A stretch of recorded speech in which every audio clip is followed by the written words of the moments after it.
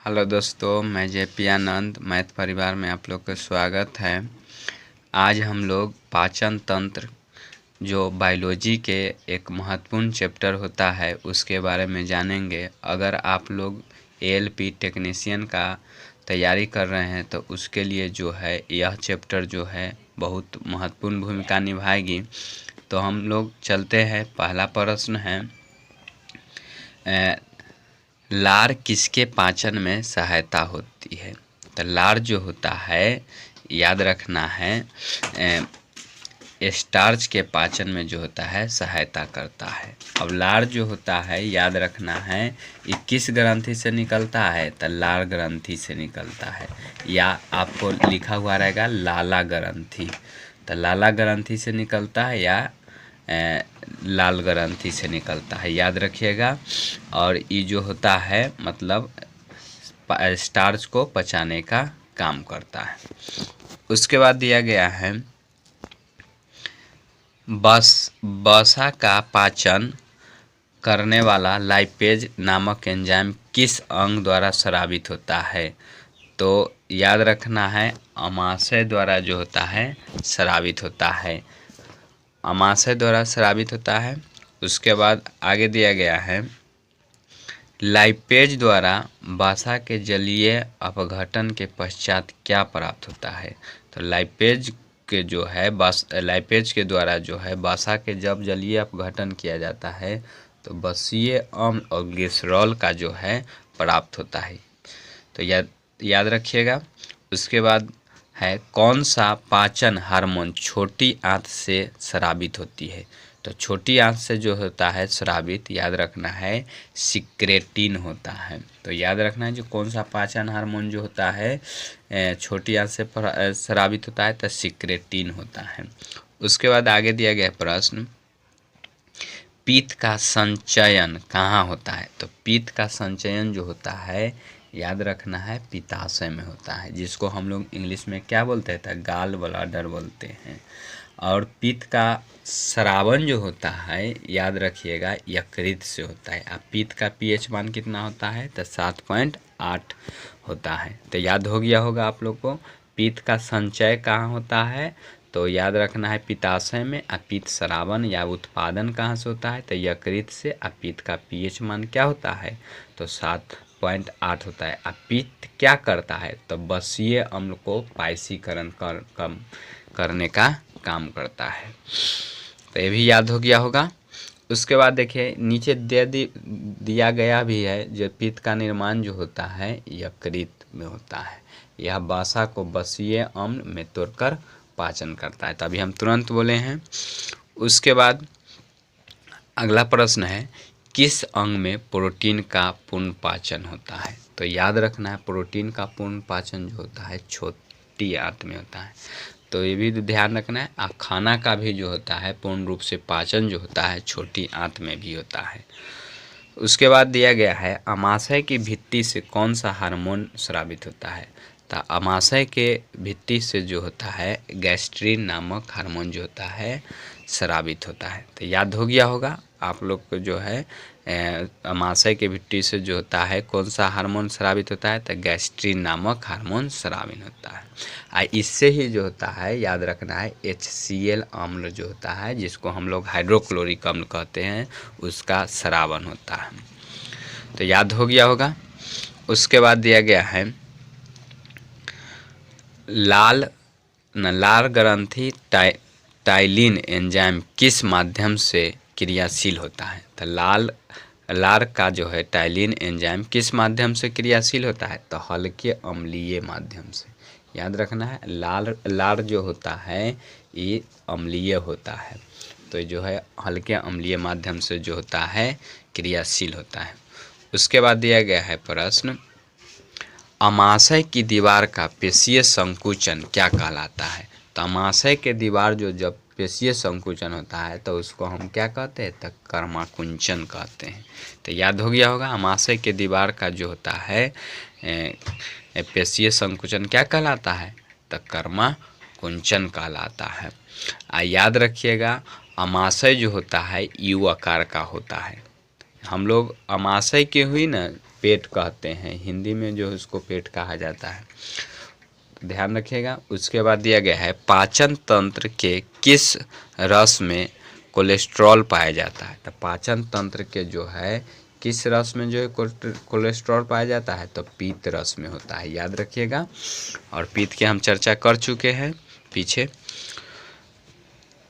उसके बाद दिया गया है कार्बोहाइड्रेट किस रूप में शरीर में संग्रहित होता है, तो ग्लाइकोजन के रूप में। जैसे देखिए समझिए, इसमें हम लोग जब खाना खा लेते हैं तो कार्बोहाइड्रेट खाते हैं, तो वो जो होता है हमारे शरीर में जो होता है ग्लाइकोजन के रूप में संग्रहित होता है, और समय समय पर जो है वही टूटकर जो है हमें खाना माने शक्ति प्रदान करता है।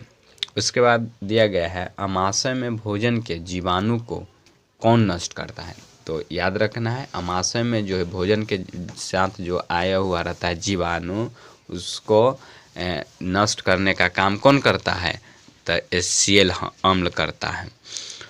उसके बाद दिया गया है मानव शरीर के किस संरचना में कृत्रिम रूप माने परिशेषिका पाई जाती है, तो याद रखना है बड़ी आंत में जो होता है पाया जाता है। तो याद हो गया होगा, कृमि रूप जो होता है परिशेषिका जो होता है कहाँ पाया जाता है, तो बड़ी आंत में पाया जाता है। उसके बाद आगे दिया गया है मानव शरीर का वह अंग जो ग्लाइकोजन के रूप में कार्बोहाइड्रेट का भंडारण रखता है, तो ध्यान रखिएगा कार्बोहाइड्रेट को भंडारण करने का काम करता है लीवर करता है, जिसको हम लोग हिंदी में क्या कहते हैं, यकृत कहते हैं। देखिए यकृत जो होता है हमारे शरीर का जो होता है सबसे बड़ा ग्रंथि होता है, तो ये भी याद हो गया होगा। यकृत जो होता है ये जो है 1 से 1.5 किलो का जो होता है, अब किसी के मतलब शरीर के हिसाब से जो होता है इसका जो होता है आकार होता है या वजन होता है, तो याद रखिएगा। लेकिन औसतन ये याद रखिएगा जो 1.5 से 2 किलो का होता है। उसके बाद दिया गया है नीचे एक स्तनधारी में सबसे बड़ी ग्रंथि क्या होता है, तो देखिए अभी तुरंत हम चर्चा किए हैं ऊपर, तो स्तनधारी में जो होता है सबसे बड़ी ग्रंथि क्या होता है, यकृत होता है, तो याद हो गया होगा। उसके बाद दिया गया है मानव शिशुओं में सर्वप्रथम मध्यवर्ती इंसाइजर निकलता है, तो ध्यान रखिएगा मानव शिशु में सबसे पहले जो होता है दांत के रूप में जो होता है कौन सा दांत निकलता है, तो इंसाइजर निकलता है, याद रखना है। इंसाइजर कहने का मतलब देखते हैं कि जो आगे के जो 4 गो जो दांत निकला हुआ रहता है वही इंसाइजर हुआ। तो दांत जो होता है याद रखना है कैल्शियम एवं फॉस्फेट से बना होता है, और दांत जो होता है हमारे शरीर में जो होता है लगभग जो होता है जीवन भर में 52 गो हो जाता है, जिसमें 20 गो जो होता है टूट जाता है, उसी को 20 गो टूट जाता है, उसी दांत को हम क्या कहते हैं, तो याद रखना है ये उसको दूध के दांत कहते हैं या मिल्क टूथ कहते हैं, याद हो गया होगा। उसके बाद है प्रश्न, देखिए उसके बाद दिया गया है प्रश्न अग्नाशय मानव शरीर के सबसे बड़ी ग्रंथि है, नहीं गलती दे दिया गया है, ये अग्नाशय जो होता है मानव शरीर के सबसे दूसरी बड़ी ग्रंथि होता है, तो याद रखना है अग्नाशय जो है मानव शरीर के सबसे दूसरी बड़ी ग्रंथि होता है। उसके बाद दिया गया है पीलिया से कौन सा अंग होता है माने प्रभावित होता है, तो पीलिया से जो होता है यकृत जो होता है प्रभावित होता है, पीलिया में जो होता है क्या होता है, तो शरीर जो होता है हमारे शरीर जो होता है पीला पीला पड़ने लगता है, और यकृत जो होता है भूरा से पीलापन होने लगता है। तो हम लोग जानते हैं जो यकृत का रंग जो होता है क्या होता है, हल्का भूरा होता है, हल्का भूरा लाल होता है।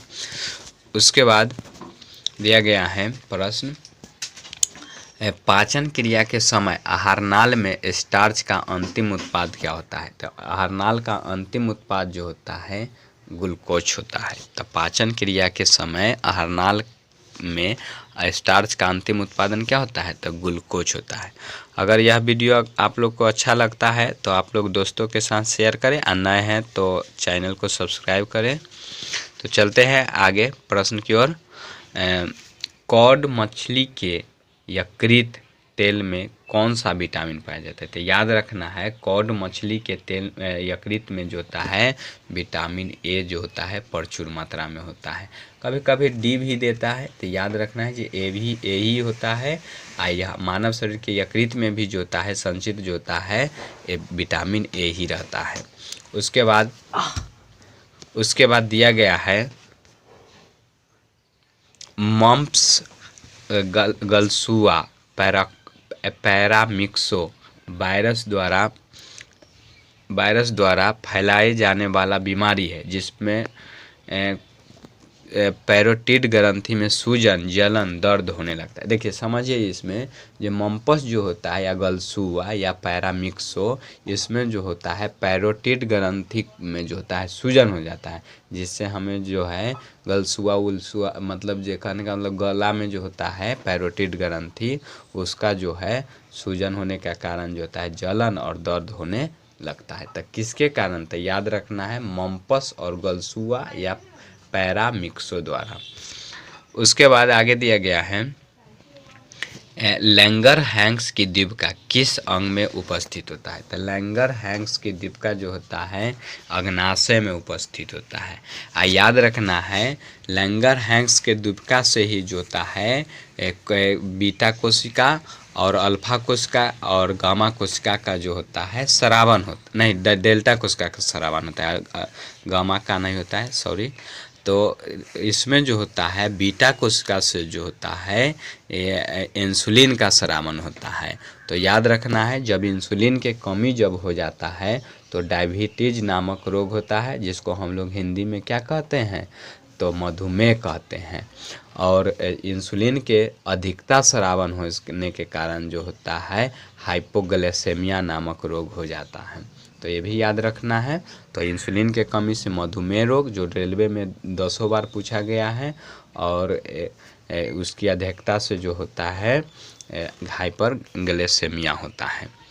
उसके बाद दिया गया है मानव शरीर में किस एक अंग से हार्मोन के साथ साथ पाचन एंजाइमों का स्रावन होता है? तो याद रखिएगा मानव शरीर के एक अंग होता है जिसका नाम क्या है? अग्नाशय। अग्नाशय जो होता है ये दोनों तरह के मतलब एंजाइम का भी स्रावन करता है और हार्मोन का भी स्रावन करता है, याद रखिएगा। उसके बाद दिया गया है जठर ग्रंथि किस अंग में पाई जाती है? तो जठर ग्रंथि जो होता है अमाशय में पाया जाता है। तो याद हो गया होगा ये भी, जठर ग्रंथि जो होता है किस अंग में पाया जाता है? तो अमाशय में पाया जाता है। उसके बाद दिया गया है यकृत द्वारा किस प्रोटीन संश्लेषण का व संग्रह या संश्लेषण होता है? तो याद रखना है फाइब्रोनेजेन एवं प्रोथ्रोम्बिन का जो होता है संश्लेषण या संग्रह होता है यकृत में। उसके बाद दिया गया है यकृत में उपस्थित कौन सा पदार्थ मानव शरीर में रक्त को जमने से रोकता है? तो याद रखना है यकृत में जो होता है हिपेरिन नामक पदार्थ जो होता है मानव शरीर में और रक्त को जमने में मतलब जमने से रोकता है। आप जब कट उठ जाता है तो याद रखना है जब कटता है तो रक्त जो बहता है तो उसको जो है रोकने का काम कौन करता है? तो याद रखना है फाइब्रिनोजेन नामक हार्मोन। ये इसका भी जो स्रावन जो होता है यकृत से होता है। उसके बाद दिया गया है लंबे समय तक उपवास रखने का सर्वाधिक प्रभाव शरीर के किस अंग पर पड़ता है? तो याद रखना अगर जो लंबे समय तक कोई उपवास रहता है तो उसको जो है वृक्क पर मतलब जो होता है मतलब प्रभावित होता है। अब वृक्क मतलब किडनी पर जो है उसका जो है प्रभावित हो सकता है। तो याद रखना है लंबे समय तक उपवास भी नहीं रहना चाहिए। उसके बाद दिया गया है मानव शरीर में पाचन का अधिकांश भाग किस अंगों में संपन्न होता है? तो अभी हम तुरंत चर्चा किए थे पीछे, मानव शरीर में जो होता है अधिकांश भाग जो होता है छोटी आंत में जो होता है पाचन होता है। उसके बाद दिया गया है प्रश्न मानव शरीर में छोटी आंत होती है, तो याद रखना है अवशोषण के लिए जो होता है मानव शरीर में छोटी आंत होती है। तो खाना का पूरा जो है अवशोषण करता है छोटी आंत ही करता है। छोटी आंत में ही जो है उंगली के समान जो होती है रसांगुर पाया जाता है, तो उससे जो है ये सोख लेता है। उसके बाद दिया गया है मानव शिशु जन्म लेने के 6 महीने पश्चात जो होता है दांत निकलना प्रारंभ होता है। तो याद रखिएगा, जो दांत निकलना प्रारंभ जो हो जाता है 6 महीने के पश्चात होता है। ध्यान रखिएगा, सबसे पहला दांत जो निकलता है उसका नाम क्या है? इंसाइजर है। उसके बाद दिया गया है किस अंग के द्वारा रक्त से यूरिया पृथक किया जाता है? तो याद रखना है, रक्त से जो होता है यूरिया का पृथक किया जाता है किडनी के द्वारा। तो याद हो गया होगा, किडनी जो होता है याद रखिएगा जो सीम आकार के होता है, सेम जो खाने वाला सेम जो होता है ना उसी के आकार का होता है। किडनी जो होता है 2 गो होता है, याद रखना है। तो और इसी में जो होता है किडनी स्टोन हो जाता है। किडनी स्टोन होने का कारण क्या है? तो उसमें जो होता है कैल्शियम ऑक्जेलेट नामक जो है पदार्थ जम जाता है, तो वही जो है वो जमने के कारण जो है पत्थर की तरह हो जाता है। तो हम लोग कहते हैं क्या चीज़? जो किडनी स्टोन हो गया है। उसके बाद आज का लास्ट प्रश्न है, इंसुलिन में कौन सी धातु उपस्थित होता है? तो इंसुलिन में जो होता है याद रखना है, बहुत इंपॉर्टेंट चीज़ है ये। इंसुलिन में जो होता है जस्ता नामक धातु जो होता है उपस्थित होता है। तो आप लोग को यह वीडियो अगर जो अच्छा लगा होगा तो चैनल को सब्सक्राइब करें ताकि आप लोग के लिए ऐसा ही वीडियो लाएं। और ALP टेक्नीशियन में जो है ये आप लोग को जो है बहुत हेल्पफुल होगा। थैंक यू, धन्यवाद। जय हिंद, जय भारत।